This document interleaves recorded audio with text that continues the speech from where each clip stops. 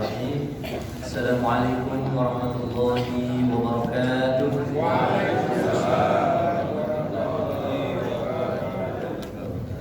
Alhamdulillah, nahmaduhu wa nasta'inuhu wa nastaghfiruh wa na'udzu billahi min shururi anfusina wa sayyiati a'malina. May yahdihillahu fala mudilla lahu wa may yudlil fala hadiya lahu.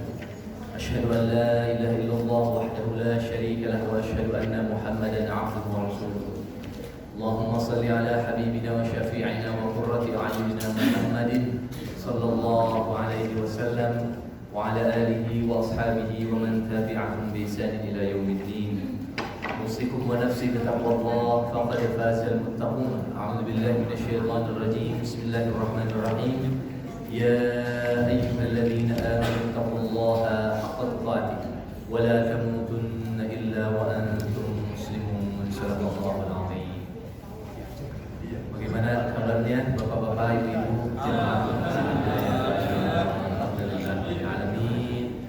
Segala puji bagi Allah, kita semua senantiasa memanjatkan puji-pujian kehadirat Allah atas kondisi kita yang dalam keadaan sehat. Ya, hari ini kita semua berbondong-bondong melaksanakan salat subuh berjamaah, masya Allah. Mudah-mudahan kita semua adalah orang-orang yang diberikan karunia oleh Allah Subhanahu wa Ta'ala, yang akan diberikan cahaya di akhirat nanti wajah-wajah Bapak Ibu semuanya, dimudahkan segala urusannya, dipanjangkan umurnya, diberikan keberkahan dalam setiap aktivitasnya. Amin ya rabbal alamin.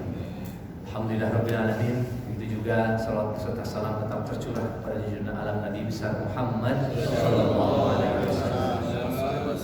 Menuntun kita dari jalan yang penuh dengan kejahiliahan, maksiat, kejahatan, kemunkaran, kefasikan, kepada jalan yang penuh dengan cahaya keislaman seperti yang kita rasakan hari ini, sehingga hari ini kita semua dengan mudah mampu melaksanakan tuntunan syariat Islam berkat apa yang sudah dilakukan oleh Rasulullah SAW dalam mendakwahkan Islam sampai ke pelosok dunia, sampai ke Indonesia.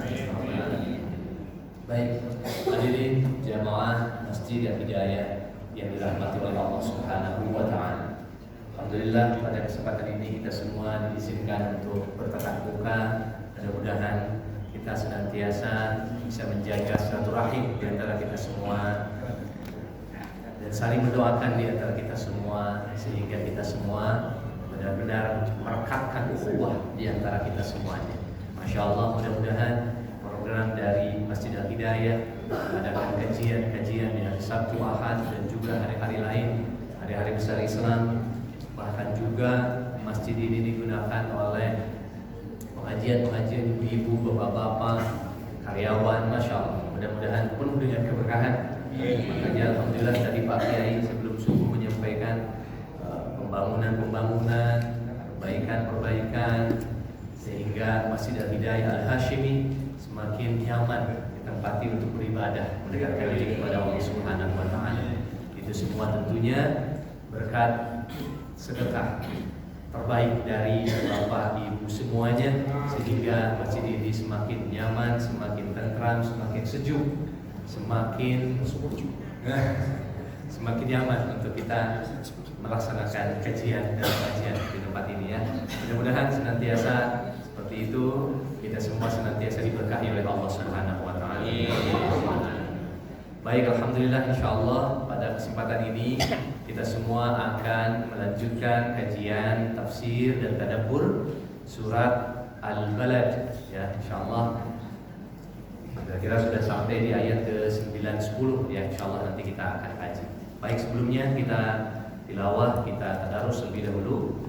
Sudah sampai di surat At-Taubah, surat ke-25, ayat ke-29. Surat 9. A'udzu billahi minasy syaithanir rajim. Bismillahirrahmanirrahim. Bismillahirrahmanirrahim. Laqad nasarakumullahu fi mawatin katsirah. Laqad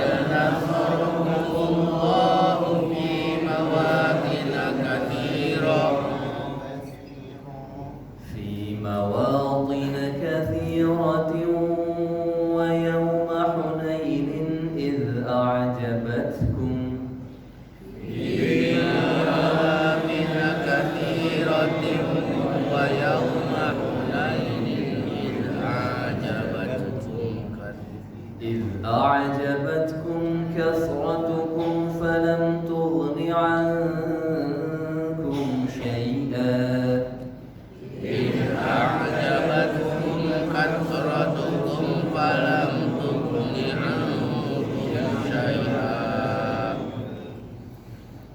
فلم تغن عنكم شيئا وضاقت عليكم الأرض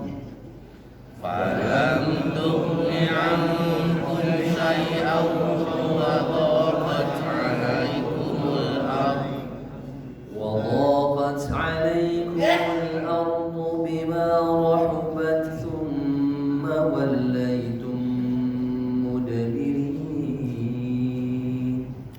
وضاقت عليكم الأرض بما رحبت ثم وليتم مدبرين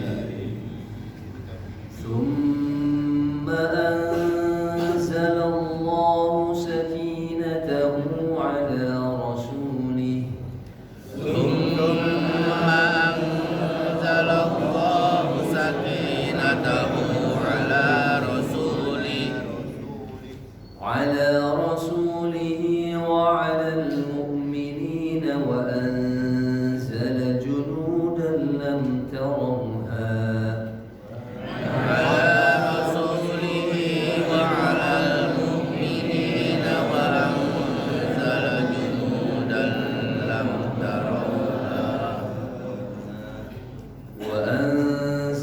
جنودا لم تروها وعذب الذين كفروا وأنزل جنودا لم تروها وعذب الذين كفروا وذلك جزاء الكافرين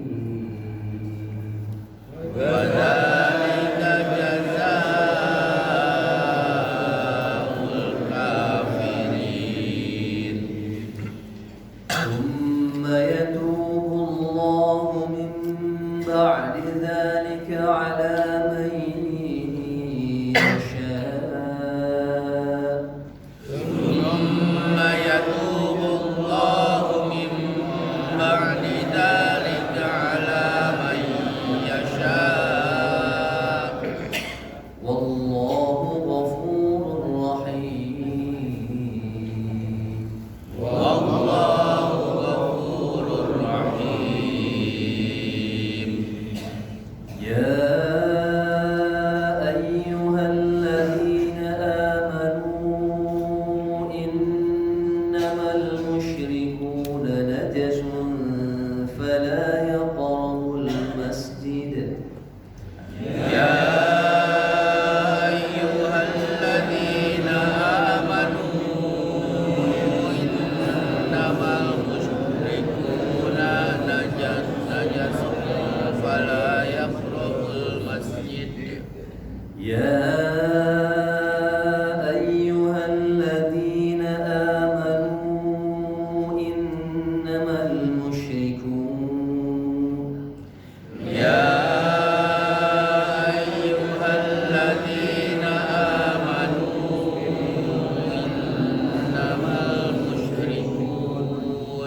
إنما المشركون نجس فلا يقربوا المسجد الحرام إنما المشركون نجس فلا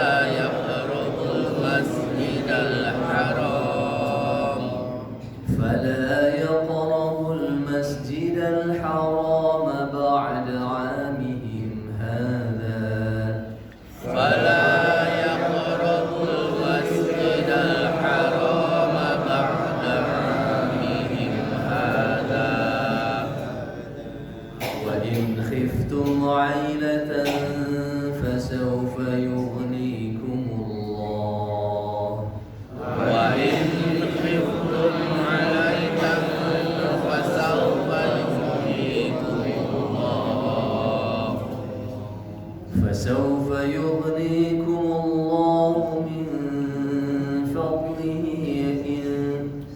فسوف يغنيكم الله من فضله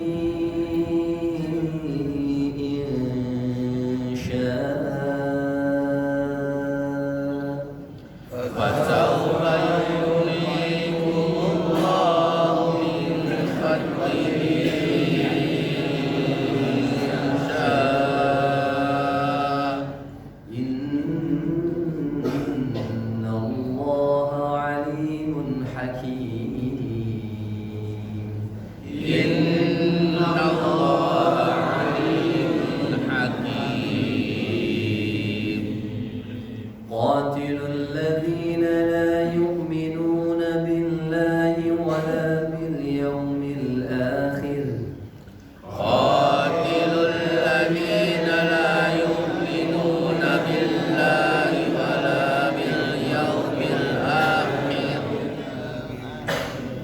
ولا باليوم الآخر ولا يحرمون ما حرم الله ورسوله ولا باليوم الآخر ولا يحرمون ما حرم الله ورسوله ما حرم الله ورسوله ولا يدينون دين الحق ما حرم الله ورسوله ولا يدينون دين الحق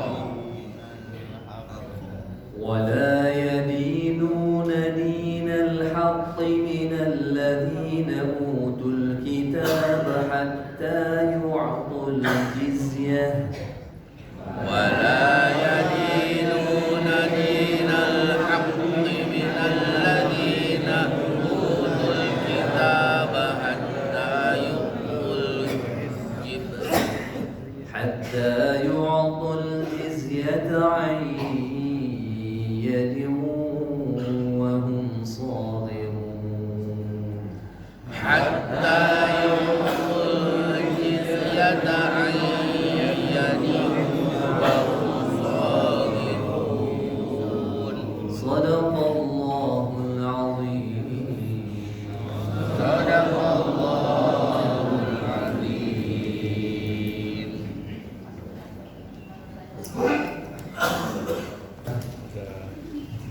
Alhamdulillah kita sudah membaca ayat Al-Quran Surah Taubah ayat 25 sampai 29 ya.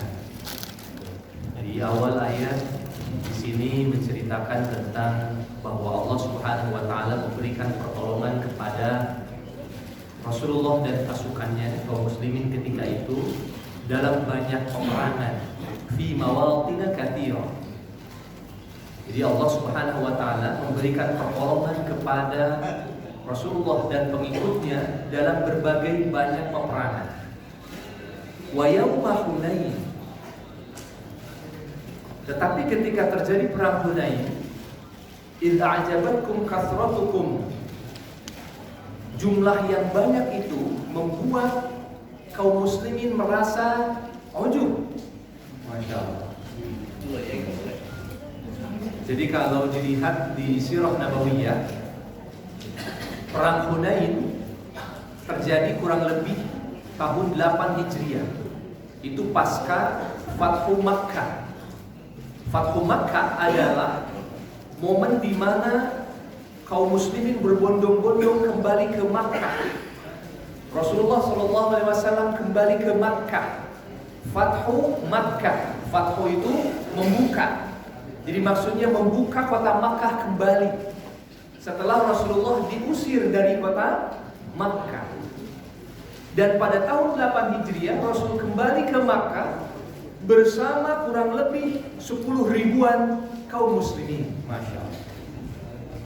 Dahulu Rasul diusir dari Makkah ke Madinah hanya bersama puluhan saja. Kebanyakan hamba sahaya, kebanyakan budak, kebanyakan orang miskin. Diusir dari Makkah, harus hijrah ke Madinatul Munawwarah. Tetapi ternyata ketika Fathu Makkah, ternyata manusia berbondong-bondong dari semua penjuru. Allahu Akbar. Ya, jadi 8 Hijriah dakwah Rasulullah sudah mulai memasuki relung-relung hati manusia di berbagai pelosok. Sampai 10.000 pasukan, 10.000 manusia berbondong-bondong ke Makkah Al-Mukarramah. Nah, ceritanya panjang bagaimana tragedi Fathu Makkah atau pembukaan kota Makkah. Bagaimana Rasulullah SAW kembali ke kota suci yang dia cintainya. Dulu ketika hijrah, ketika diusir, Rasulullah berdoa kepada Allah, ya Allah, bahkan berbicara kepada kota Makkah itu sendiri, hari ini aku akan tinggalkan engkau, wahai kota yang aku cintai, tapi nanti aku akan kembali kepadamu. Masya Allah.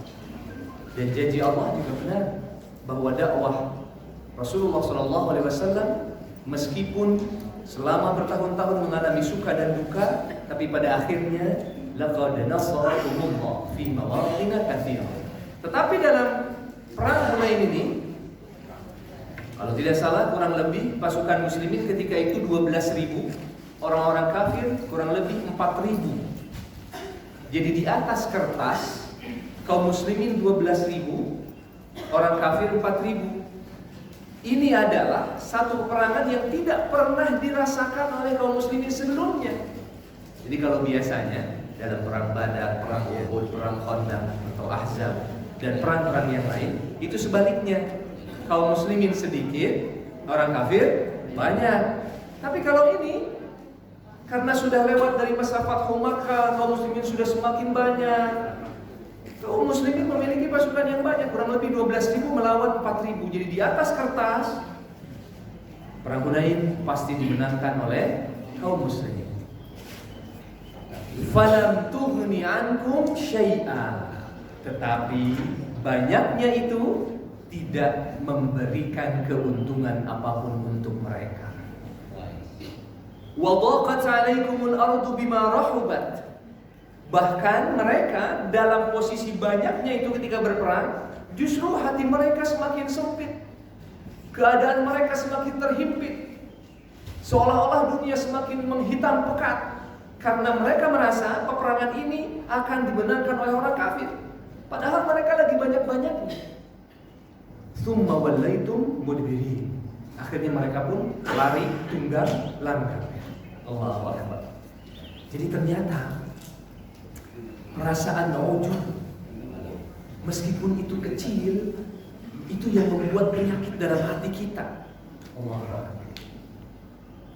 Meskipun itu kecil membuat penyakit dalam hati kita. Saya membayangkan kaum muslimin dalam perang Hunain itu mengucapkan takbir. Ketika mereka mengangkatkan pedang, mereka mengucapkan takbir. Allahu Akbar, Allahu Akbar. Tapi mereka ada ujub bahwa mereka akan menang karena mereka lebih banyak pasukannya daripada musuh. Mereka lupa kepada pertolongan Allah Subhanahu wa taala. Padahal selama sebelumnya mereka berperang berkali-kali, pasukan mereka lebih sedikit, mereka pasrah kepada Allah, meminta pertolongan kepada Allah. Catatan di atas kertas mereka kalah karena tawakal mereka kepada Allah, maka Allah memberikan kemenangan. Tapi kali ini mereka lupa. Masya Allah. In a'jabatkum kathratukum. Membuat jumlah yang banyak itu membuat mereka ujub. Wal'iyadzubillah. Menurut sebagian ulama, inilah yang dinamakan dengan syirkul asghar. Syirik kecil. Terkadang kita melakukan sesuatu, merasa akan berhasil, merasa akan sukses berkat usaha yang kita upayakan. Padahal sesungguhnya kita sudah bertahun-tahun hidup, berpuluh-puluh tahun hidup. Kita selamat dari kematian mungkin, apakah di jalan raya, apakah setelah sakit, atau apapun itu. Kita tidak pernah berpikir kita berdoa kepada Allah. Tapi dalam suatu aktivitas kita merasa ini akan goal, ini akan selesai, ini akan sukses. Masya Allah. Di sini Allah mengingatkan kita semuanya.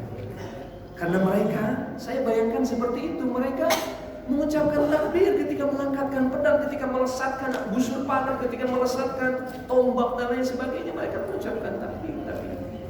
Allahu a'lam bishawab. Qadarullah ma syaa fa'al. Inilah yang menjadi pelajaran untuk kita, bahwa padahal perbuatan jihad mereka merupakan perbuatan jihad yang dijamin oleh Allah Subhanahu wa taala. Tetapi karena ada penyakit di situ, maka Allah mentakdirkan lain. Akhirnya apa yang terjadi? Perang Hunain itu, meskipun mereka lebih banyak, ternyata hasilnya mereka kalah. Ya, Masya Allah. Allahu Akbar. Mudah-mudahan ini pembelajaran untuk kita, untuk saya pribadi, betapa kita harus senantiasa memasrahkan diri kepada Allah Subhanahu wa taala.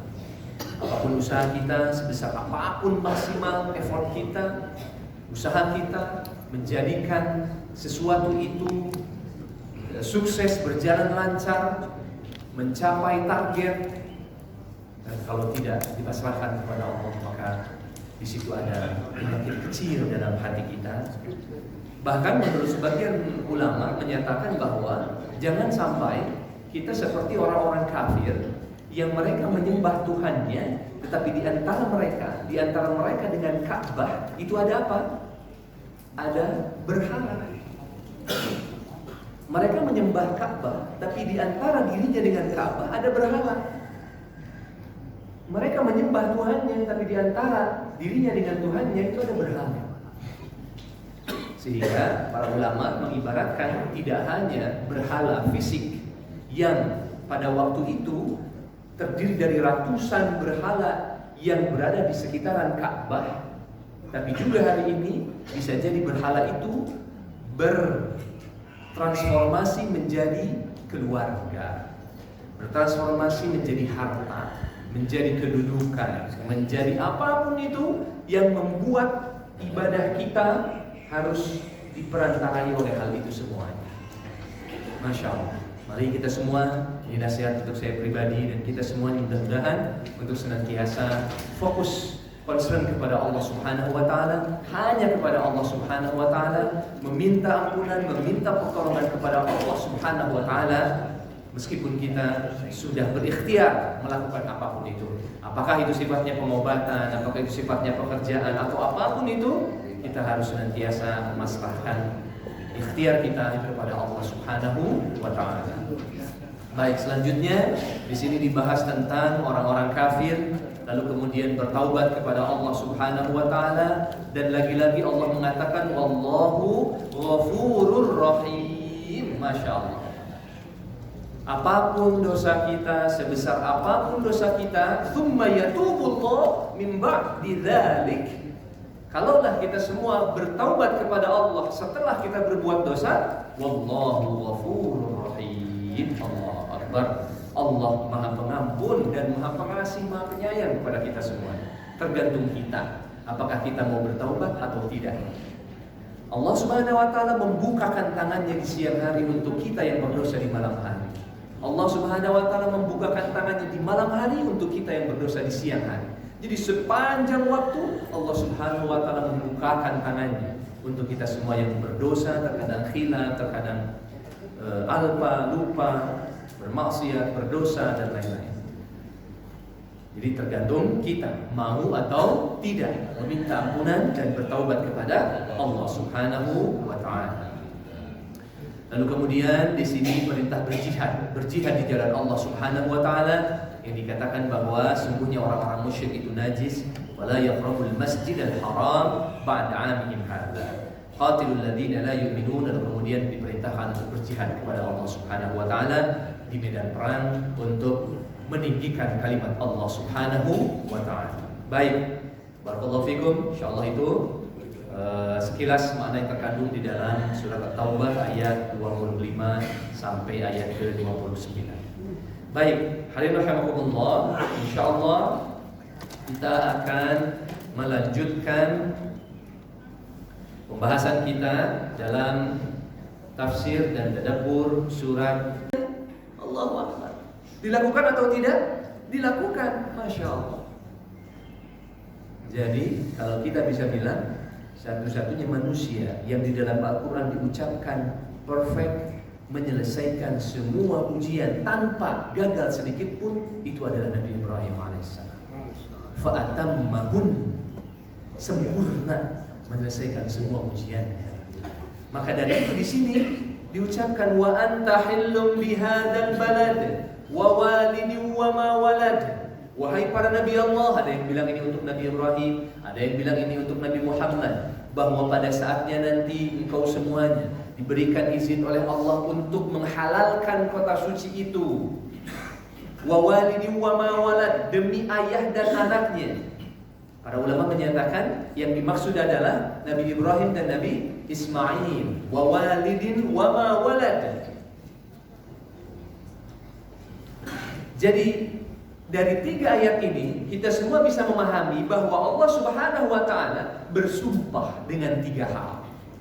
1, bersumpah dengan kota suci Makkah. 2, bersumpah bahwa Nabi Allah, apakah Nabi Ibrahim dan Nabi Muhammad akan mensucikan kota suci itu. Ketiga, Allah bersumpah dengan keluarga yang terdiri dari ayah dan anak, yaitu Nabi Ibrahim dan Nabi Ismail. Atau ada juga para ulama yang menyatakan yang dimaksud di sini adalah Nabi Adam dan para cucunya. Tapi jumhur lebih banyak mengatakan ini yang dimaksud adalah Nabi Ibrahim dan Nabi Ismail. Jadi Allah Subhanahu wa taala bersumpah dengan semua itu. Jadi kalau kita bisa bayangkan bahwa Nabi Ibrahim itu adalah bapaknya para nabi, bahwa Nabi Ibrahim itu adalah panjang sekali kisahnya, bahwa Nabi Ibrahim itu adalah Khalilullah, apa itu? Kekasih Allah. Masya Allah. Kita nggak tahu apanya Allah, tapi Nabi Ibrahim adalah Khalilullah, kekasih Allah Subhanahu wa taala. Allah Subhanahu wa taala bersumpah dengan semua itu. Pertanyaannya adalah, untuk apa Allah Subhanahu wa taala bersumpah dengan semua yang mulia itu? Nah, kan begitu pertanyaannya. Untuk apa Allah Subhanahu wa taala bersumpah dengan semua nama-nama yang suci dan mulia itu? Apakah itu kota suci Makkah? Apakah itu nama suci para nabi dan rasul? Untuk apa Allah bersumpah dengan semua itu? Masya Allah. Ini yang harus kita tadabburi. Tiada lain jawabannya di ayat keempat. Laqad khalaqnal insana fi kabad. Allah ingin menyampaikan informasi penting kepada kita bahwa manusia benar-benar telah diciptakan dalam keadaan kabad, dalam keadaan gundah, dalam keadaan galau, dalam keadaan kadang-kadang mager, kadang-kadang baper, nggak bisa move on. Masya Allah. Jadi Allah Subhanahu wa taala ingin menyampaikan informasi ini kepada kita, sampai-sampai harus bersumpah dengan 3 nama suci dan 3 nama mulia itu.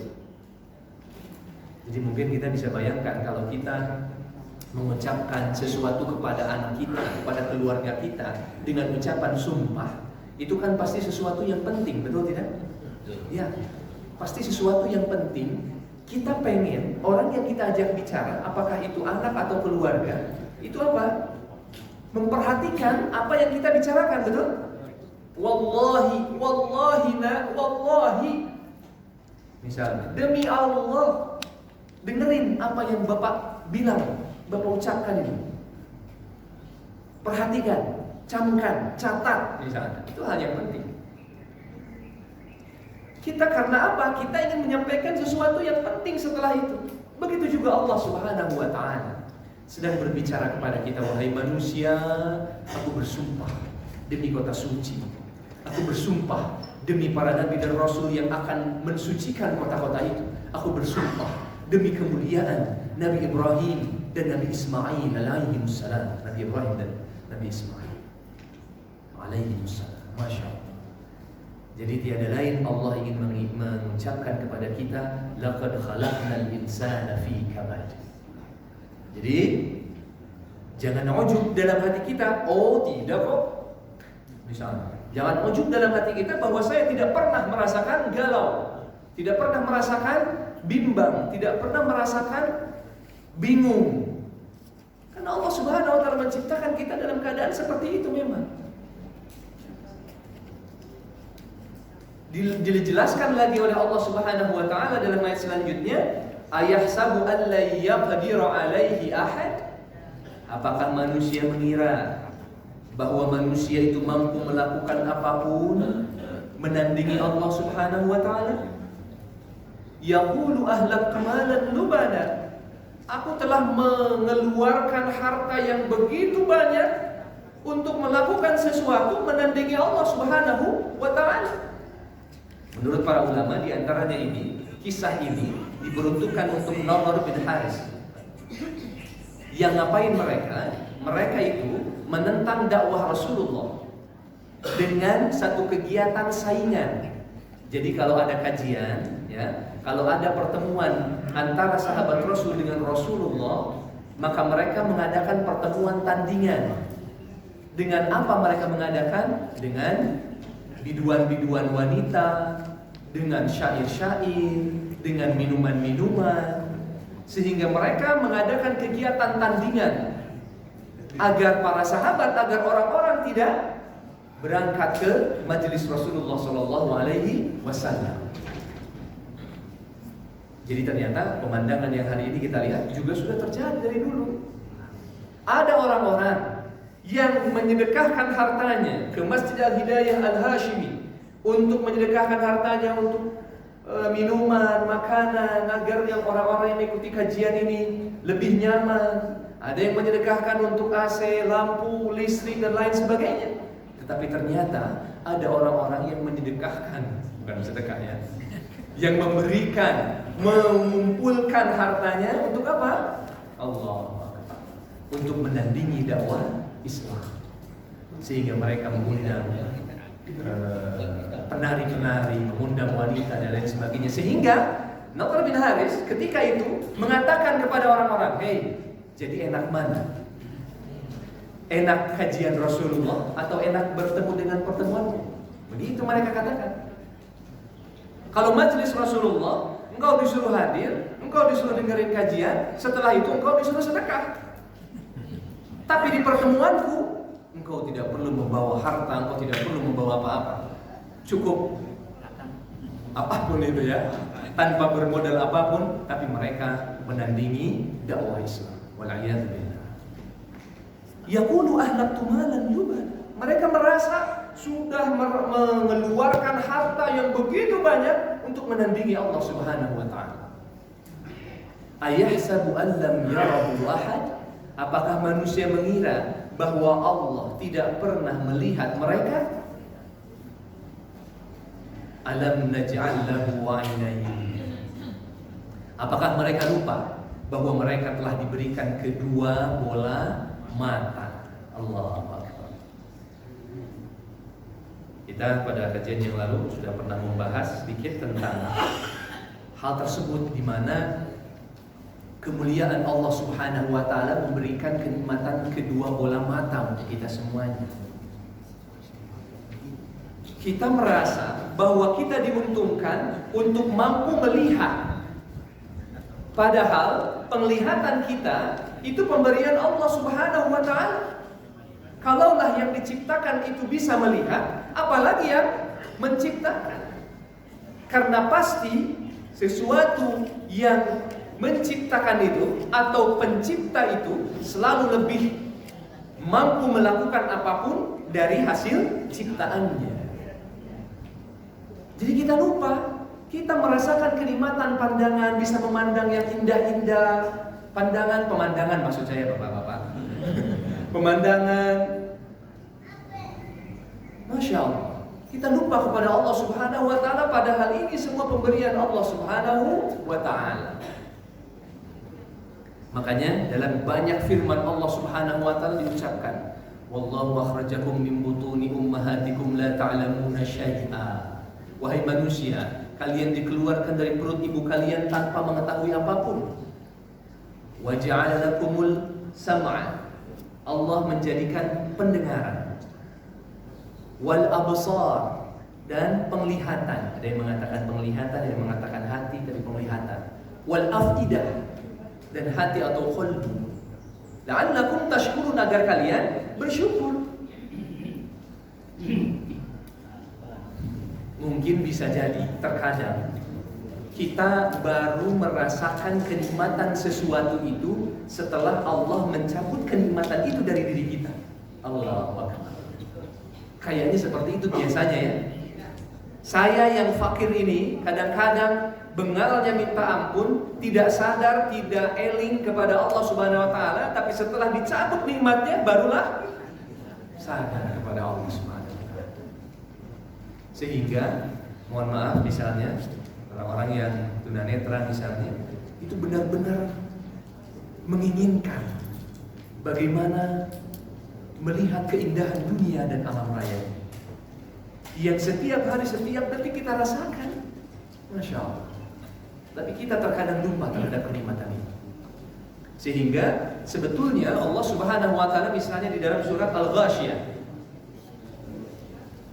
afalam yanzuruna ilal ibli kaifa khuliqat. Allah Subhanahu wa taala memerintahkan kita untuk memanfaatkan pandangan kita untuk apa? Apakah hanya untuk melihat sesuatu saja stop di situ? Tidak. Tapi Allah mengatakan, apakah kalian tidak melihat bagaimana unta diciptakan? Jadi ternyata fungsi mata Allah perintahkan untuk apa? Untuk bertadabbur. Bukan hanya melihat sesuatu. Afalam yanzuruna ilal ibli kaifa khuliqat. Terus wa ilas samai kaifa rufi'at wa ilal jibali kaifa nusibat wa ilal ardi kaifa sutihat. Allahu Akbar. Mata kita yang Allah berikan kepada kita dalam surat Al-Ghasyiyah itu diperintahkan untuk melihat 4 hal. Afalam yanzuruna ilal ibli kaifa khuliqat. Apakah manusia yang berakal itu, kalian semuanya sudah melihat bagaimana unta diciptakan?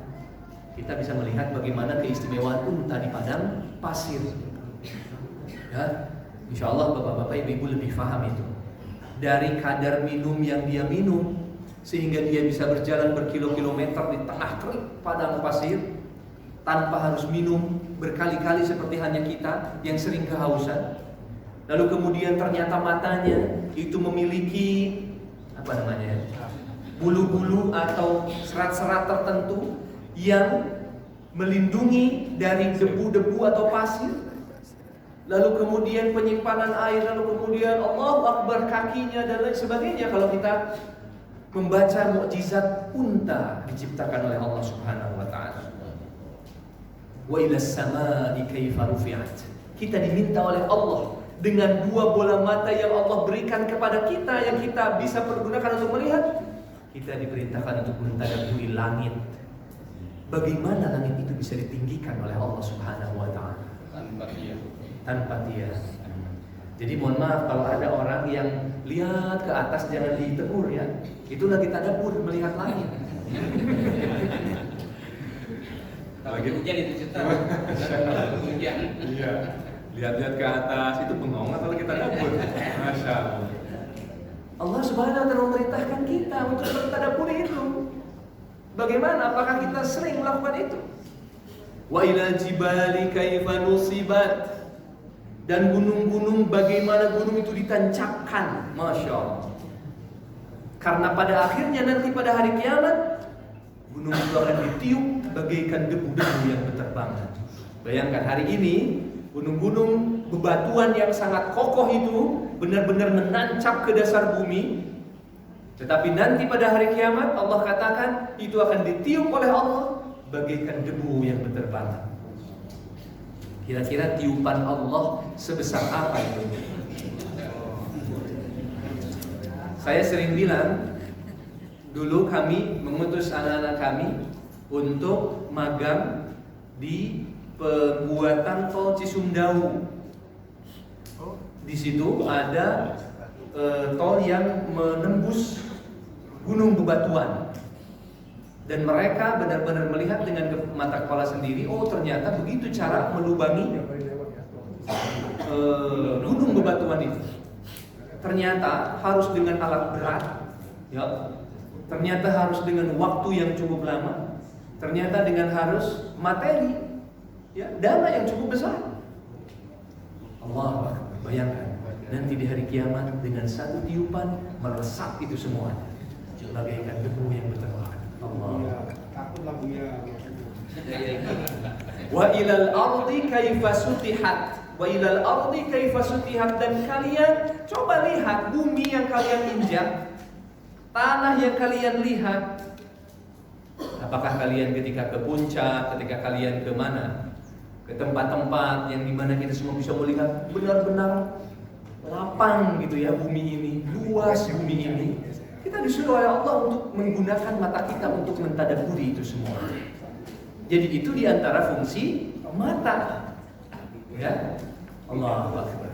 Tetapi ternyata dalam beberapa firman Allah Subhanahu wa taala, Allah Subhanahu wa taala mengingatkan kita bahwa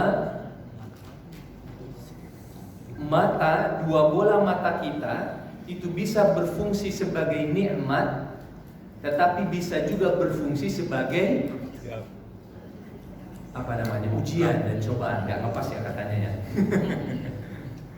Apakah dia misalnya piket, ya jangan sepelekan. Ini ketika misalnya Idul Kurban, ada sapi, ada kambing di samping masjid, harus dipiketin oleh kita ya. Wa'inun batat tahrusu fi sabilillah. Zaman dulu ada orang-orang yang diminta oleh Rasul untuk tidak tidur karena sebagian pasukan harus tidur, sebagian yang lain harus melek karena bisa jadi musuh datang. Maka mereka batat tahrusu fi sabilillah. Mereka tidak menutup matanya, mereka tidak tidur karena mereka berjihad di jalan Allah Subhanahu wa taala. Jadi kata Allah, kata Rasul, dua mata yang tidak akan disentuh oleh api neraka adalah mata yang sering menangis kepada Allah karena takut kepada Allah, dan mata yang terjaga senantiasa untuk beribadah kepada Allah Subhanahu wa taala. Bapak Ibu yang rajin melaksanakan qiyamul lail, tahajud, Masya Allah, insya Allah adalah mata-mata yang tidak akan tersentuh oleh api neraka. Amin. Ya Rabbal Alamin. Masya Allah. Ya. Lalu kemudian dalam berbagai firman Allah, Allah Subhanahu wa taala banyak meminta kita untuk menahan pandangan. Wa qul lil mu'minina yaghuddu min absarihim wa yahfazu furujahum. Allah menyuruh kita untuk menjaga pandangan dan menjaga kemaluan kita, karena itu lebih suci daripada hal yang lain. Masya Allah. Ghaddul basar, bukan hanya kepada laki-laki tapi juga kepada ibu-ibu. Jadi menjaga pandangan, menundukkan pandangan. Rasul bilang kepada Ali, wahai Ali, pandangan pertama itu untukmu, walaisa lakal akhirah. Tapi bukan setelah itu. Tapi bukan untukmu setelah itu. Pandangan pertama Bapak nggak sengaja melihat pandangan pertama, itu untukmu. Walaisa lakal akhirah. Tetapi bukan setelah itu. Setelah itu tidak bisa. Mohon maaf. Ya, betul seperti itu. Ya, Masya Allah. Di dalam hadis yang lain, Rasulullah SAW mengatakan, nanti di hari kiamat ada manusia yang datang dengan semua amalannya, dan amalan ini bagaikan gunung yang putih dan besar. Kajabalit Tihama, bagaikan gunung Tihama, artinya gunung yang besar. Pahalanya semuanya itu bagaikan gunung yang besar. Tapi ternyata apa? Ternyata setelah itu pahalanya sia-sia, mengapung seketika. Lalu kemudian para sahabat bertanya, kenapa demikian wahai Rasulullah? Karena mereka tidak tahan ketika mereka sendiri. Nah ini dia godaannya luar biasa Pak. Jadi orang-orang datang dengan pahala saum, dengan pahala zakat, dengan pahala apapun, tapi ketika dia digoda oleh syaitan ar-rajim, lalu kemudian dia melakukan maksiat, maka itu semua akan hancur seketika. Wala'iyadzubillah. Ya, maka dari itu saya tadi katakan, mata kita ini bisa menjadi nikmat, bisa menjadi adab, bisa menjadi maksiat, bisa menjadi siksa untuk kita. Bisa menjadi nikmat ketika tadi ainani la tamassuhuman nar, bakat min khasyatillah wa khasyat wa tahrusu fi sabilillah, yang menangis karena Allah dan berjaga karena Allah Subhanahu wa ta'ala. Jadi itulah yang harus kita pahami. Maka ketika Allah mengatakan alam naj'al lahu 'ainain, apakah manusia tidak ingat bahwa mereka sudah diberikan 2 bola mata? Tetapi kenapa manusia itu merasa tidak dilihat oleh Allah Subhanahu wa ta'ala? Nah, begitu. Ayahsabu an lam yarahu ahad. Ini bagian dari sumpah yang Allah ingin katakan dengan memakai 3 nama suci tadi. Ya.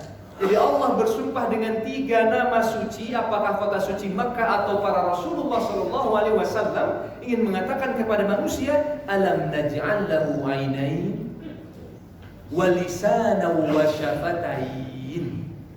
Dan bukankah manusia tidak ingat setelah mereka diberikan lisan dan 2 bibir? Masya Allah. Ya, itu juga sama, 2 kenikmatan yang begitu besar. Bahwa dengan lisan sama, seperti halnya mata, bisa jadi menjadi nikmat, bisa menjadi maksiat, bisa menjadi adab. Lisan, Masya Allah.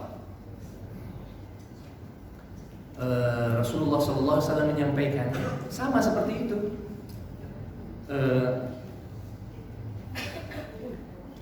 Rasul pada suatu kali pernah menyampaikan, bertanya kepada para sahabat, atadruna manil muflis. Ingat ya, wahai sahabatku, atadruna manil muflis, apakah kalian faham siapakah orang yang muflis? Apa itu muflis? Bangkrut. Lalu para sahabat bertanya, man la dirham lahu wala mata. Orang yang bangkrut adalah orang yang tidak punya harta, tidak punya perniagaan. Tapi kata Rasul, al-muflisu fina. Al-muflisu, orang-orang yang bangkrut versi kita. Orang-orang yang bangkrut versi orang-orang beriman adalah apa? Adalah orang-orang yang pergi syatama hadza wa qadhafa hadza wa akala mala hadza. Di antaranya adalah orang-orang yang senang mencaci maki, menjelek-jelekan orang lain. Masya Allah. Makanya lisan ini adalah lidah tak bertulang. Masya Allah. Luar biasa. Menjadi pedang yang begitu menyayat hati. Makanya Allah Subhanahu wa sampai mengatakan, walisana wa syafatain, wahai manusia, kalian harus menjaga itu semua. Ya. Jadi merupakan satu hal yang sangat harus kita jaga. Karena kalau kita tidak menjaga lisan, maka banyak orang yang akan sakit hati, banyak orang yang akan dendam, banyak orang yang akan berdoa kepada Allah agar kita diberikan adab oleh Allah Subhanahu wa ta'ala. Nanti di akhirat, kata Allah, untuk orang-orang yang suka mencaci maki di akhirat, nanti kebaikan orang yang suka mencaci maki itu diberikan kepada yang dicaci maki. Allah Akbar. Jadi kalau saya, mohon maaf, mencaci bapak, kalau ada kebaikan dari saya, kalau ada itu juga ya, kalau ada kebaikan dari sisi saya yang saya lakukan, akan dihabiskan semuanya untuk bapak. Allah Akbar. Jadi beruntung orang-orang yang suka dicaci maki, optimislah. Masya Allah. Betul.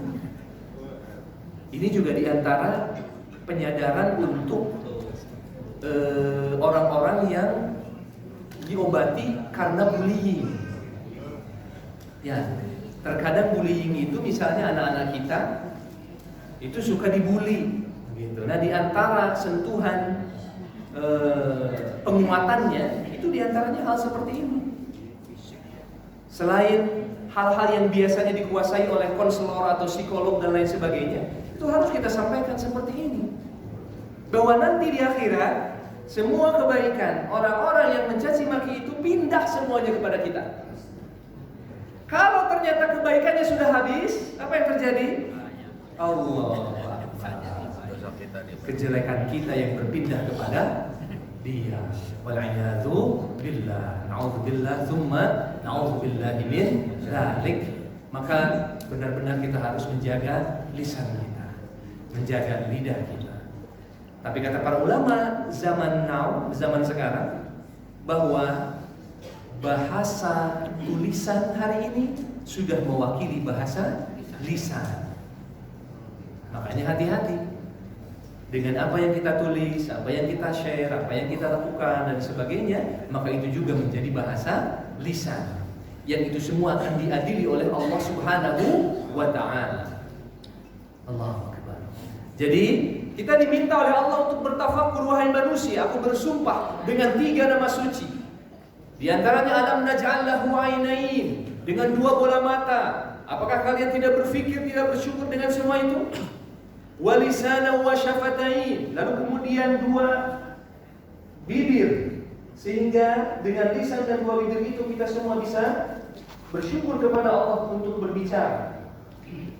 Wa hadainahun najdain,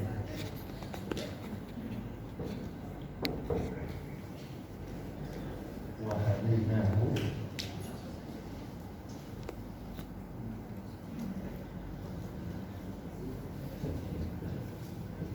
an-najdain. Jadi setelah 2 bola mata, 2 bibir dan lisan, Allah katakan wa hadainahun najdain, dan aku telah memberikan 2 pilihan, 2 jalan kepadamu. Ada jalan baik, ada jalan buruk. Ya.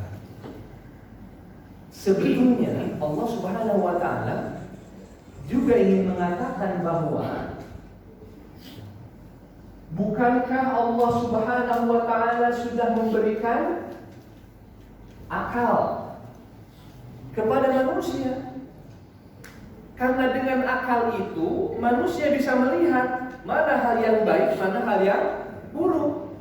Sehingga manusia dengan akalnya harus memilih apakah jalan kebaikan atau jalan keburukan.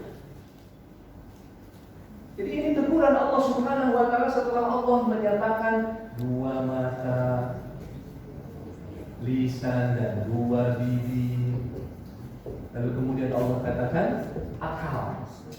Karena dengan akal itu manusia bisa memilih apakah kita akan memilih yang baik atau kita akan memilih yang buruk. Menurut Imam Al-Ghazali, ciptaan Allah itu terbagi kepada 4. Ada yang memiliki nafsu tapi tidak diberi akal. Apa itu? Hewan. Ada yang diberi akal tapi tidak diberi nafsu. Ada yang tidak diberi dua-duanya. Tidak diberi akal, tidak diberi nafsu. Ya benda mati ya. Benda mati. Tapi ada yang diberi dua-duanya. Diberi akal, diberi nafsu. Manusia, Masya Allah. Itulah kita semuanya. Makanya di dalam surat Asy-Syams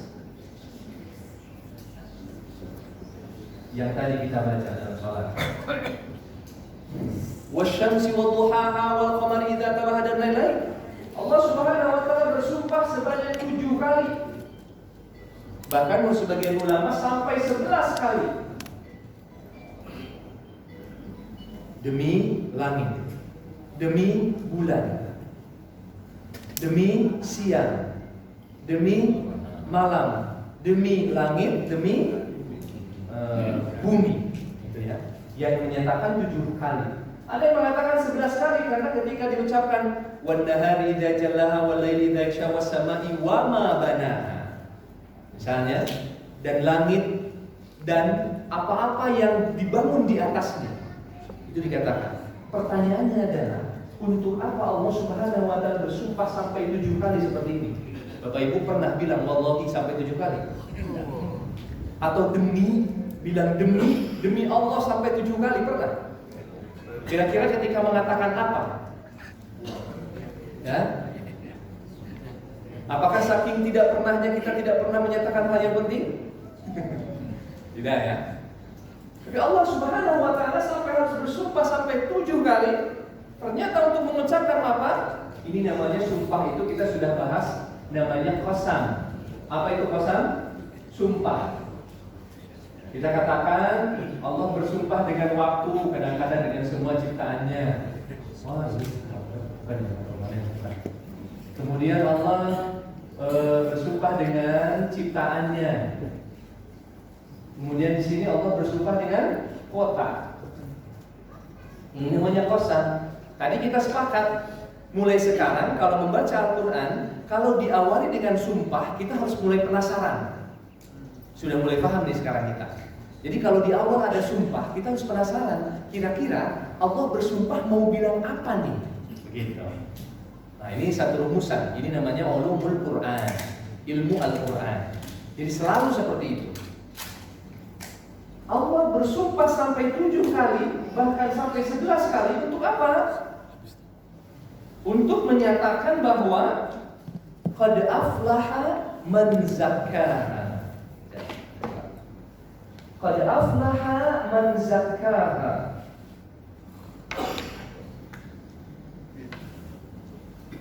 Allah mengatakan qad aflaha.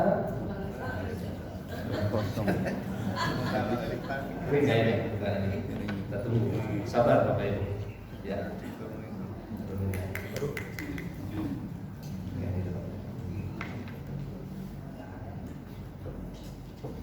Qad aflaha man zakkaha. Jadi Allah Subhanahu wa Ta'ala bersumpah 7 kali sampai 11 kali. Ini biar sampai Allah harus bersumpah berkali-kali seperti itu. Untuk apa? Untuk menegaskan kepada manusia bahwa beruntung orang-orang yang mensucikan jiwanya. Wa qad khaba man dassaha. Dan merugi orang-orang yang mengotori jiwanya. Menurut para ulama, ini juga bisa dikatakan bahwa seluruh jiwa manusia diantaranya terdiri dari akal. Jadi betapa Allah Subhanahu wa Ta'ala sudah memberikan karunia yang begitu besar kepada kita. Baik itu 2 bola mata maupun lisan dan 2 mulut, lalu kemudian akal yang bisa membedakan sehingga manusia bisa memilih baik dan buruk. Wa hadainahu najdain. Apakah pertanyaannya? Apakah Allah hanya ngasih kepada kita satu jalan saja? Coba. Mungkin kita harus bertadabbur. Allah dalam hidup ini, kita ini dikasih pilihan. Betul tidak? Pilihan atau tidak? Pilihan. Ada 2 jalan. Kita bisa memilih. Apakah mau jalan yang lurus, shiratal mustaqim, atau jalan yang bengkok, yang pada akhirnya ke neraka jahanam. Jadi itu adalah kehidupan. Jadi ini merupakan rahmat Allah. Bayangkan kalau satu-satunya jalan, kira-kira dunia ini seperti apa? Kita tidak bisa bayangkan. Mungkin semuanya soleh-soleh. Jadi tidak ada ujian dan cobaan dalam kehidupan ini. Untuk apa? Tidak akan ada surga, tidak akan ada neraka. Selalu ada kebalikan. Bahkan dalam surat ini, Asy-Syams ini, coba lihat. Wasyamsi, matahari, kebalikan sama wal qamari, bulan. Wan nahari, kebalikan sama wal laili, siang, malam.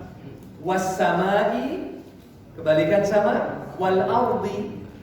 Bahkan di sini pun sebelum ayat ini, fa'alhamaha ujuraha wa taqwaha.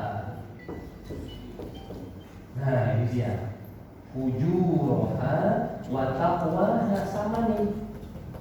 Wa hadainahun najdain. Wahai manusia, kata di sini dalam surat Asy-Syams, "Falhamaha," kami sudah menganugerahkan kepada kalian wahai manusia, fujuraha, keburukan, kejelekan, fujur itu kejelekan, wa taqwaha, dan takwa, jalan kebaikan.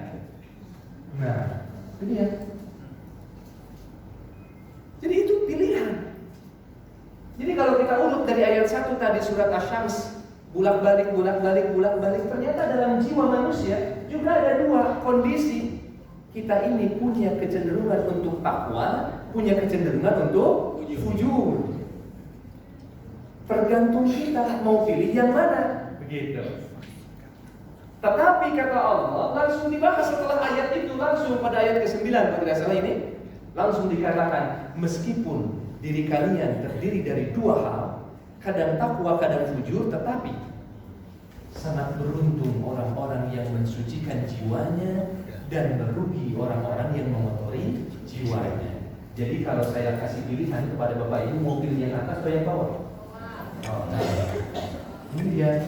Mau pilih yang kiri, ya kebalik ya, seharusnya kanan baik. Baik atau buruk? Karena apa? Di sini Allah sudah tegaskan. Beruntung orang yang mensucikan jiwanya dan merugi orang yang mengotori jiwanya. Bapak Ibu yang sedang berdagang, berusaha, memiliki perusahaan, pengen pasti merasakan keuntungan.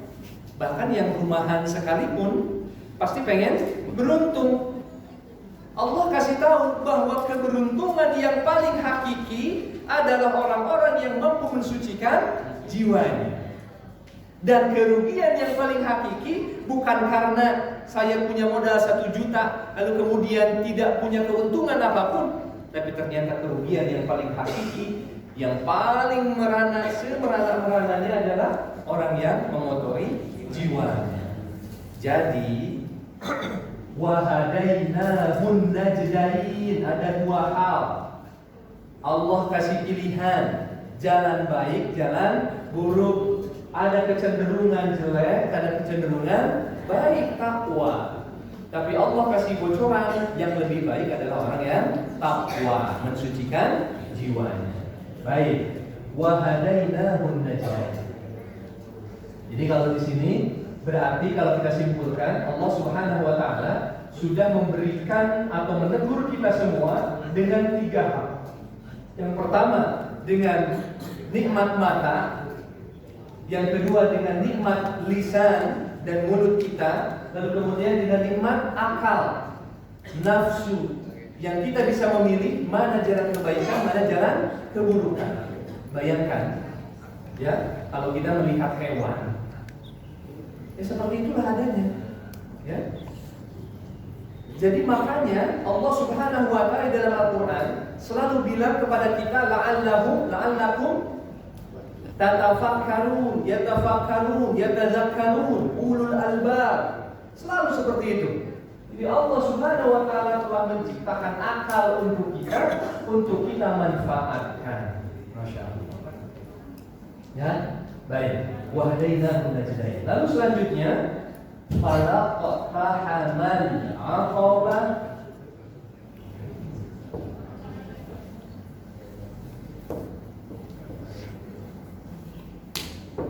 Falaqtahamal aqabah. Baik, wahai manusia, aku sudah bersumpah dengan kotak nama-nama suci. Ya, kata Allah ya, dari ayat pertama. Untuk apa aku bersumpah? Aku ingin mengatakan kepada kalian bahwa kalian diciptakan dalam keadaan gundah gulana, sehingga kalian kadang-kadang lupa terhadap semua yang telah Allah berikan kepada kalian. Kabar mata kita tidak kita gunakan untuk hal yang baik, kadang juga hal yang buruk. Lisan mulut kita terkadang kita gunakan untuk yang buruk, tidak hanya yang baik-baik. Akal kita sudah jelas ada yang baik, ada yang buruk, tapi kenapa kita pilih jalan yang buruk? Fi kabar. Ya, fi kabar. Lalu kemudian Allah ingin ngasih solusi, ingin ngasih bocoran kepada kita.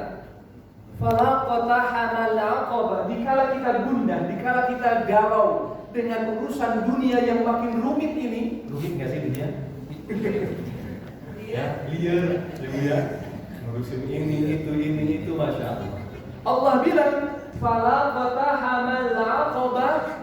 Wahai manusia, kenapa kalian tidak memilih jalan yang sukar dan menanjak? Baik.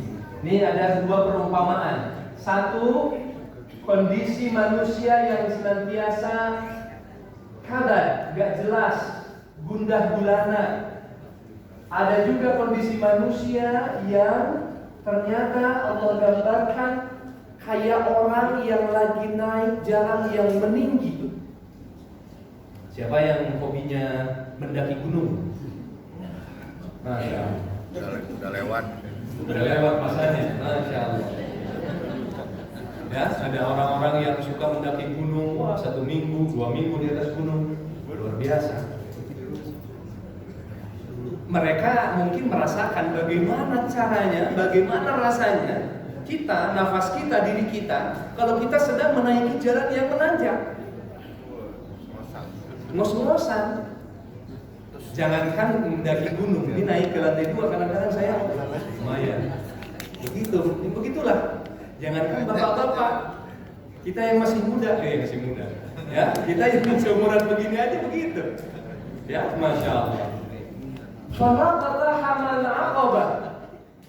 Mengapa manusia tidak memilih jalan yang menanjak lagi sukar? Jadi di sini Allah mulai memberitahukan kepada kita ada jalan. Betul bahwa manusia diciptakan dalam kondisi fi kabar, tapi Allah mengatakan ada jalan yang bisa engkau pilih, tapi memang jalannya itu sukar. Begitu.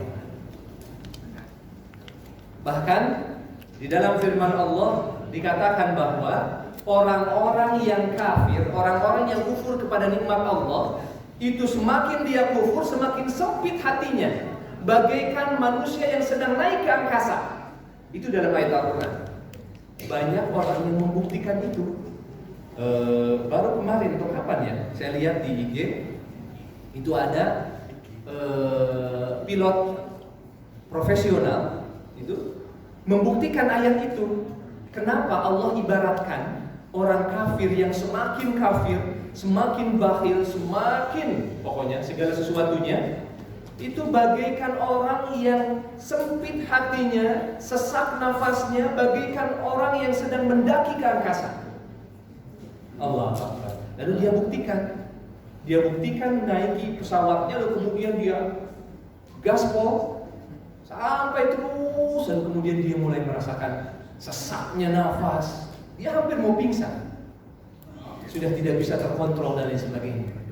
Jadi ternyata Allah mengibaratkan orang kafir dengan kekufurannya yang tidak bertaubat kepada Allah itu bagaikan manusia yang sedang naik ke angkasa, lalu kemudian hatinya semakin sesak. Begitu. Nanti kita akan bahas pada ayat selanjutnya. Ibarat-ibarat yang lain. Falaqatahamal aqabah. Kenapa manusia tidak memilih jalan yang sukar lagi menanjak? Nah ini mulai datang tantangan Allah kepada kita semuanya. Lalu ayat selanjutnya apa? Falaqatahamal aqabah wa ma adraka mal aqabah. Wa ma adraka mal aqabah. Bapak Ibu sering mendengar atau membaca ayat wa ma adraka. Wa ma adraka, sering tidak? Dalam surat apa misalnya? Was-samaa'i wat-thariq. Apa ayat selanjutnya? Wa ma adraka mat-thariq. Al-qari'atu mal-qari'ah. Wa ma adraka mal-qari'ah. Falaqatahamal aqabah. Wa ma adraka mal-aqabah. Jadi menurut para ulama ahli Quran, ketika kita menjumpai kata wa ma adraka, itu adalah sesuatu yang tidak bisa diketahui oleh manusia, makanya Allah kasih bocoran setelahnya. Was-samaa'i wat-thariq, wa ma adraka mat-thariq. Demi langit dan at-thariq. Wa ma adraka mat-thariq. Lalu apa sih thariq itu? Apa selanjutnya? An-najmus tsaqib.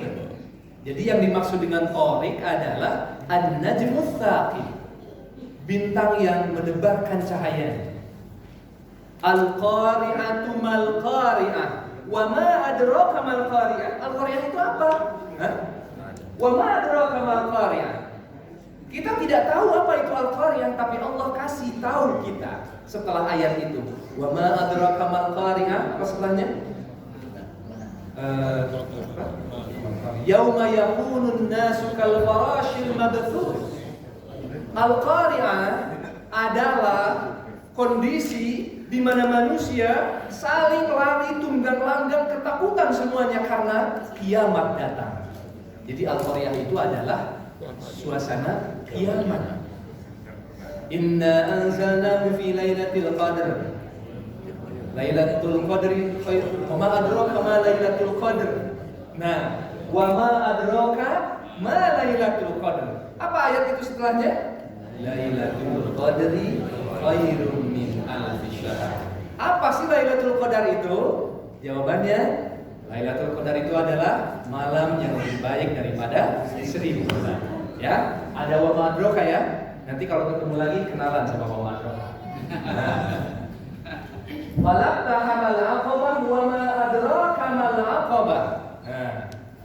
Jadi sesuatu yang kita tidak tahu apa sih aqabah itu? Secara bahasa aqabah itu sesuatu yang sukar dan menanjak. Sukar untuk diikuti oleh manusia, untuk dilakukan oleh manusia. Wa ma adraka mal aqabah. Dijawab oleh Allah pada ayat setelahnya. Apa yang pertama? Fakku raqabah. Aqabah yang dimaksud adalah fakku raqabah. Nah, ada berapa nanti? Jadi yang pertama, jalan yang sukar lagi menanjak adalah fakku raqabah. Apa itu fakku raqabah? Fak al-infikar itu melepas. Raqabah itu punduk pada awalnya. Jadi maksudnya apa? Orang melepas budak yang terkadang budak itu disimbolkan dipegang lehernya, berada di pegangan majikannya. Dia tidak bisa melakukan apapun selain apa yang dibilang oleh majikannya.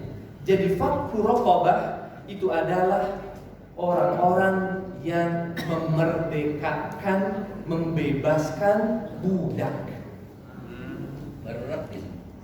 Jadi yang pertama, yang dimaksud dengan aqabah, yang dimaksud dengan agar kita tidak hidup dalam kondisi kabad dengan 3 karunia yang Allah berikan ini. Allah bilang, pilih jalan yang aqabah, pilih jalan-jalan yang baik, tetapi memang menanjak. Gitu. Yang pertama dengan cara memerdekakan budak. Dulu memang terjadi budak itu banyak sekali, hamba sahaya, Bilal bin Rabah dan lain sebagainya. Sehingga terkenal sahabat yang senantiasa yang paling banyak memerdekakan budak adalah Abu Bakar As-Siddiq. Masya Allah. Abu Bakar As-Siddiq dikenal sebagai sahabat Rasul yang paling banyak memerdekakan budak. Bagaimana cara memerdekakan budak? Ya dibeli. Semakin bagus budak itu dari segi badan, apapun ada kelebihan budak itu semakin mahal. Semakin murah harganya ketika budak itu semakin tidak ada daya jualnya. Itu dulu ketika itu seperti itu. Luar biasa ternyata. Kalau di sini dibilang fakku raqabah, maka Abu Bakar As-Siddiq adalah sahabat Rasulullah SAW yang paling banyak memerdekakan budak. Saya belum pernah sekalipun. Karena memang Hari ini sudah tidak ada perbudakan. Tapi ternyata katanya menurut sebagian orang di sebagian negara-negara miskin itu masih ada perbudakan. Ya, apakah di Afrika, di negara-negara terpencil, sangat terpencil itu katanya masih ada perbudakan, jual beli manusia dan sebagainya. Ya. Makanya ketika Abu Bakar menjadi sahabat Rasul yang paling banyak memerdekakan budak, ayahnya Abu Bakar, Abu Quhafah. Siapa ayahnya Abu Bakar? Abu Quhafah. Itu protes kepada anaknya, yaitu Abu Bakar. Kenapa kamu sering atau banyak banget memerdekakan budak, dan budak yang kamu merdekakan adalah budak-budak yang miskin, budak-budak yang nggak ada daya jualnya.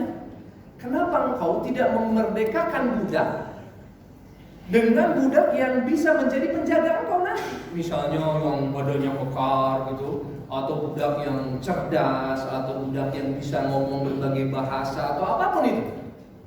Abu Quhafah bilang begitu. Kenapa engkau tidak memerdekakan budak? Budak yang kau merdekakan itu yang berkualitas begitu, yang bisa menjagamu sebagai bodyguard begitu, kata Abu Quhafah.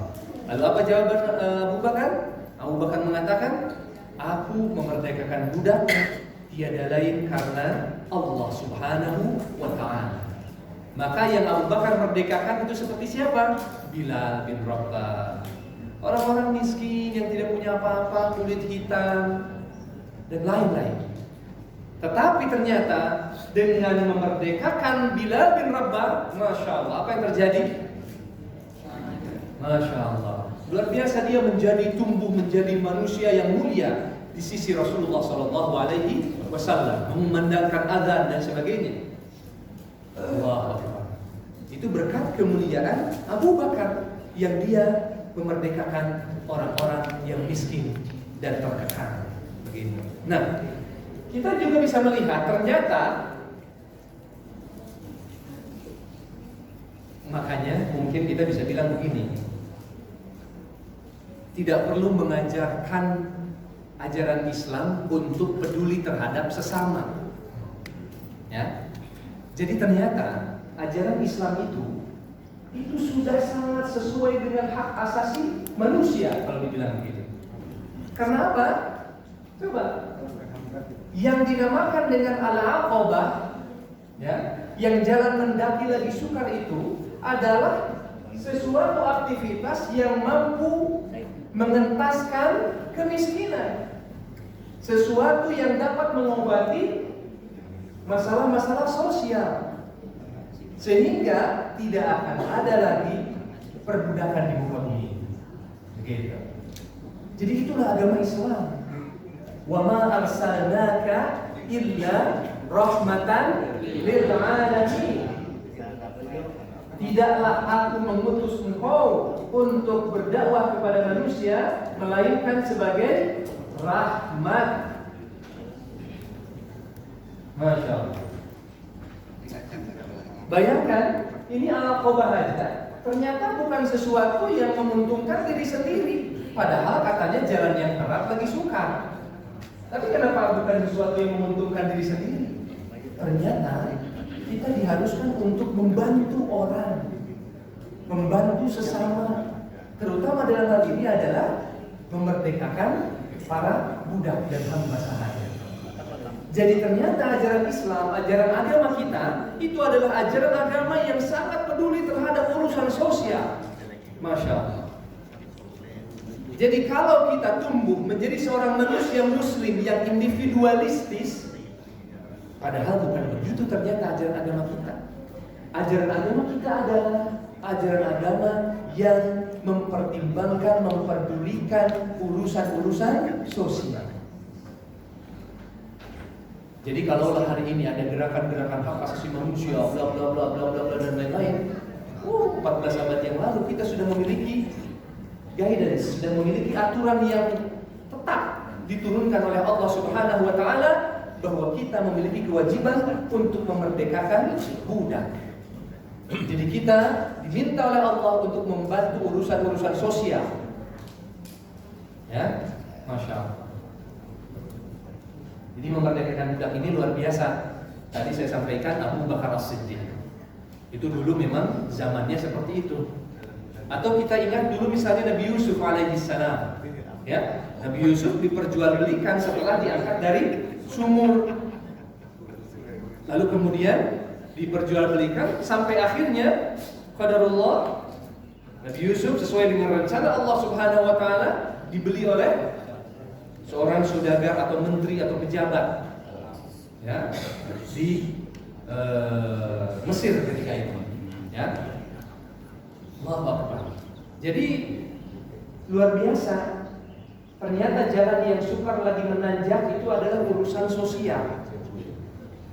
Wa ma adraka mal 'aqabah fakku raqabah. Itu yang pertama. Yang selanjutnya yang kedua, au it'amun fi yaumin dzi masghabah. Ternyata yang kedua, lagi-lagi Allah Subhanahu wa taala berbicara urusan sosial, ya, berbicara urusan sosial. Yang pertama tadi memerdekakan budak. Yang kedua, ternyata Allah masih tidak berhenti mempertimbangkan urusan sosial. Apa itu? Memberi makan atau bersedekah fi yaumin dzi masghabah. Apa itu? Memberi sedekah, memberi makan, tapi dikala sulit, dikala pailit, dikala paceklik. Paham paceklik? Paham? Ya. Au it'amun fi yaumin dzi masghabah. Kenapa Allah Subhanahu wa taala menekankan ini? Au it'amun fi yaumin dzi masghabah. Memberi makan, bersedekah, tapi dikala sulit, dikala musim paceklik, dikala keadaan kondisi tidak karuan. Mungkin bisa jadi kalau dikala kondisi senang, dikala kondisi lapang, dikala kondisi memiliki kemampuan, mudah bagi kita untuk bersedekah. Tetapi ternyata dikala kita sulit, dikala kita membutuhkan, ternyata Allah katakan ini merupakan bagian dari al-aqabah yang mampu meneguhkan hati manusia agar tidak senantiasa dalam keadaan gundah gulana. Yaitu apa? Memberikan makanan, bersedekah dikala sempit, dikala sulit. Ada hadis yang menyatakan sabaqa dirhamun mi'ata alfi dirhamin. Rasul menyampaikan satu dirham sabaqa dirhamun mi'ata alfi dirhamin. Mi'ata alfi berarti berapa ini? 100.000. Bapak Ibu semuanya. Rasul bilang sabaqa dirhamun mi'ata alfi dirhamin. Ada satu kala satu dirham akan lebih mulia daripada 100.000 dirham. Ketika apa? Ketika dia hanya punya 2 dirham, tetapi dia harus bersedekah, maka dia sedekahkan setengahnya, maka dia menyedekahkan 1 dirham dan tersisa 1 dirham. Tapi ada orang yang memiliki kekayaan misalnya sampai 271 triliun. Yang mudah aja ya maksudnya, yang mudah aja maksudnya. Mudah untuk diingat supaya tak ketawa gitu. 20 tadi 1 triliun atau 300 triliun, tetapi dia hanya menyumbangkan 100.000. Kata Rasul, sabaqa dirhamun mi'ata alfi dirham. Masya Allah. Jadi sedekah it'amun fi yaumin dzi masghabah. Saya di rumah juga belum tentu. Untuk makan nanti malam ada, untuk makan nanti siang sih insya Allah ada, tapi untuk makan malam kayaknya nggak tahu ini. Tapi begitu ada orang yang lebih membutuhkan, dia sedekahkan itu. Allahu Akbar. Ini pembelajaran untuk saya dan kita semuanya. Kita sering berpikir mendahulukan apa yang harus kita miliki, yang kita rasakan untuk diri dan keluarga kita. Tapi ternyata Allah katakan, "It'amun fi yaumin dhi masghaba." Dirhamun sabaqa dirhamun ala mi'ati alfi dirhamin. Jadi sedekah yang kita keluarkan seperti halnya Umar bin Al-Khattab ketika bersaing dengan Abu Bakar As-Siddiq. Di satu subuh, di satu pagi mereka bersaingan, mereka berlomba-lomba. Ternyata pada akhirnya Rasul mengatakan, siapa di antara kalian yang sudah menyedekahkan setengah dari hartanya? Masya Allah. Ternyata Umar bin Khattab menyedekahkan setengah dari hartanya. Allah Akbar. Jadi kalau asetnya 500 M, maka dia sedekahkan 250 M. Masya Allah. Tapi ternyata Abu Bakar, ternyata Allah Akbar, Abu Bakar hanya meninggalkan Allah dan Rasulnya di rumah. Masya Allah. Bukan setengah, bukan 2/3, tapi apa kata Allah? Kata Rasul bertanya kepada Abu Bakar, lalu apa yang kau tinggalkan di rumah kamu? Kalau semuanya kau sedekahkan? Masya Allah. Apa kata Abu Bakar? Taraktuhumullaha wa rasul. Aku meninggalkan Allah dan Rasulnya di rumah. Allah Akbar. Inilah pelajaran-pelajaran dari orang-orang saleh. Ya. Makanya it'amun fi yaumin dhi masghaba adalah bagian dari al-aqabah yang bisa menenangkan orang dari sifat gundah gulana itu. Talhah bin Ubaidillah dalam satu riwayat pernah punya uang kurang lebih 40.000 dirham. Atau berapa, saya kurang hafal detailnya. Sampai-sampai dia bingung, di mana saya harus simpan harta saya ini. Bingung, dia mikir kalau tidur, kalau ini, kalau itu, dia bingung bagaimana cara menyimpannya. Lalu tiba-tiba ada istrinya. Wahai suamiku, kenapa kamu bingung? Di mana dan bagaimana harus mengelola hartaku ini? Lalu kemudian istrinya bilang, inginkah engkau saya kasih kabari sesuatu yang akan menenangkan hatimu? Apa itu? Sedekahkan semuanya. Masya Allah. Apa setelah itu? Dia bawa hartanya, lalu kemudian dia keluar rumah, lalu kemudian dia kasih semuanya. Setelah itu dia kembali ke rumah, plong semuanya.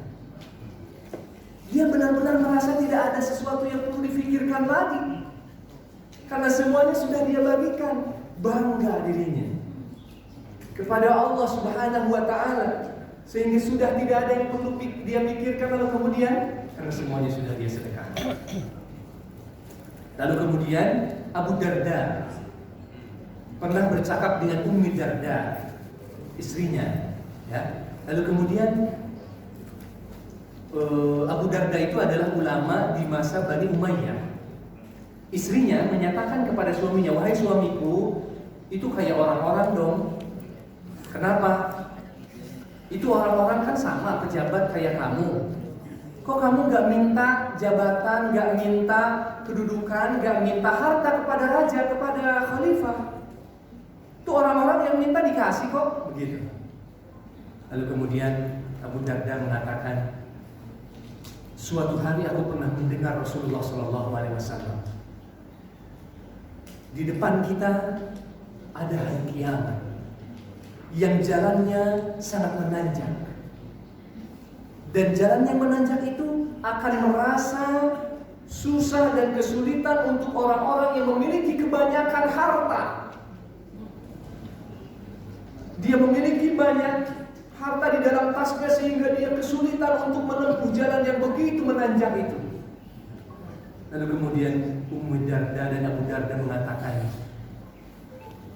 kita, karena Rasulullah SAW menyampaikan bahwa Rasulullah lebih mencintai orang-orang yang melepaskan beban-beban itu, sehingga lebih ringan dihisabnya, lebih ringan menghadapi mizan timbangan Allahnya. lebih ringan mendapatkan pertanyaan yang sulit dari Allah Subhanahu wa taala. Dari mana, kemana engkau infakkan hartamu itu? Sehingga di sini kita banyak contoh bahwa orang-orang saleh dahulu sebelum kita itu mereka benar-benar mampu melakukan it'amun fi yaumin dhi masghabah. Meskipun dikala sulit, meskipun dia tidak tahu di rumahnya ada makanan atau tidak, begitu ada yang membutuhkan, dia berikan hal itu kepada orang-orang di sekitar. Masya Allah, Allahu a'lam. Mudah-mudahan ini adalah pembelajaran kita yang kita bisa laksanakan pagi ini, bahwa Allah Subhanahu wa taala benar telah memberikan kondisi hati kita yang selalu gundah gulana. Tetapi kata Allah, tahukah kalian jalan agar kalian bisa tenang dalam kehidupan? Wa ma adraka mal 'aqabah. Tapi mohon maaf, jalannya memang menanjak dan sukar. Apa itu? Fakku raqabah au it'amun fi yaumin dhi masghabah. Mudah-mudahan kita semua adalah hamba-hamba Allah Subhanahu wa taala yang senantiasa mentadabburi, mempelajari dan mengambil pelajaran-pelajaran dari ayat-ayat Al-Qur'an yang kita baca, dan mudah-mudahan bermanfaat untuk kita semua, untuk saya pribadi dan untuk kita semua. Barakallahu fikum. Sebelum ditutup mungkin ada yang ingin ditanyakan. Assalamualaikum warahmatullahi wabarakatuh. Hartanya habis karena Rasulullah mengatakan bahwa di surga itu kebanyakan orang miskin. Tapi Masya Allah, dengan cara seperti itu dihabiskan, Allah tambahkan lagi. Ada satu pertanyaan Ustaz mengenai Allah itu memberikan bahwa menyuruh menjaga pandangan, terus lagi lisan dan akal. Tapi dalam doa selalu kita begini, Allahumma afini fi badani, Allahumma afini fi sam'i, Allahumma afini fi basari. Nah itu yang diutamakan telinga dulu, lalu mata. Nah ini bagaimana itu ceritanya sebelumnya begitu Ustaz? Ya, Assalamualaikum warahmatullahi wabarakatuh. Waalaikumsalam. Masya Allah, alhamdulillah. Kita selalu menambahkan sesuatu yang sangat penting dan kadang-kadang melewatkan, ya. Betul, di antaranya Utsman bin Affan. Bahkan sampai sekarang rekeningnya masih ada. Rekening Utsman bin Affan, hotel di Makkah Al-Mukarramah yang berdiri tegak itu adalah katanya hotel Utsman bin Affan. Lalu kemudian perkebunan kurma adalah perkebunan kurma Utsman bin Affan. Lalu kemudian tanah yang begitu luas dan lain sebagainya itu adalah miliknya Utsman bin Affan. Padahal kita lihat kuburannya di Baqiyah itu hanya seperti itu saja. Masya Allah. Nah, maksudnya adalah begitulah balasan orang-orang yang menyedekahkan hartanya. Tidak akan pernah putus, terus tersambung sampai kapanpun. Kita bisa bayangkan bagaimana kondisi Utsman bin Affan saat ini di dalam kuburnya. Masya Allah, saya yakin lebih mulia, lebih nyaman, lebih tentram daripada kehidupan kita di rumah kita masing-masing. Ya, karena Allah membalas semua kebaikannya di alam kubur beliau. Kemudian selanjutnya di dalam doa yang sudah tadi sebutkan, betul memang Allahumma afini fi badani, Allahumma afini fi sam'i, Allahumma afini fi basari. Yang pertama memang yang disebutkan adalah badan, ya. Tapi maksudnya bukan berarti bahwa kita berdoa tidak berdoa menjaga mata dan menjaga pandangan, menjaga lisan, begitu. Tapi sesungguhnya ketika kita berdoa itu saja, ketika diucapkan Allahumma afini fi badani, itu kan sebetulnya doa dari umum ke khusus. Allahumma afini fi badani kullah. Fi badani kullah, yang namanya badannya semua, termasuk mata, termasuk lisan, termasuk pandangan, termasuk pendengaran. Tapi ingin ditaksis lagi, dikhususkan lagi, dispesifikkan lagi dengan kita ucapkan Allahumma afini fi sam'i, Allahumma afini fi basari, dan lain sebagainya. Jadi bukan berarti seperti itu, bukan berarti lebih penting hanya lebih penting itu pendengaran, Tetapi semuanya termasuk terutama pandangan dan lisan itu semua penting, makanya kita semua tetap harus menjaga itu semuanya. Jadi doa itu boleh juga kita tambahkan bilisani dan lain sebagainya, karena banyak saja sih sebetulnya. Bahkan dengan berdoa berbahasa Indonesia sekalipun ya boleh saja. Selain doa pada intinya yang harus kita jaga gitu. Kalau pandangan kan tergantung orang yang pandangan, tapi saya kerja ke sini ya. Kalau pendengaran kan itu tergantung orang yang berbicara. Mungkin mudah bagi kita untuk menghindar, meskipun terkadang kalau kita dalam satu komunitas sulit ya untuk menghindar. Gitu. Tapi yang namanya mata, yang namanya lisan itu sangat bergantung, sangat dominan sifatnya. Jadi kita sendiri yang memandang, kita sendiri yang berucap, gitu. Maka itu yang harus dijaga. Gitu. Wallahu a'lam bishawab.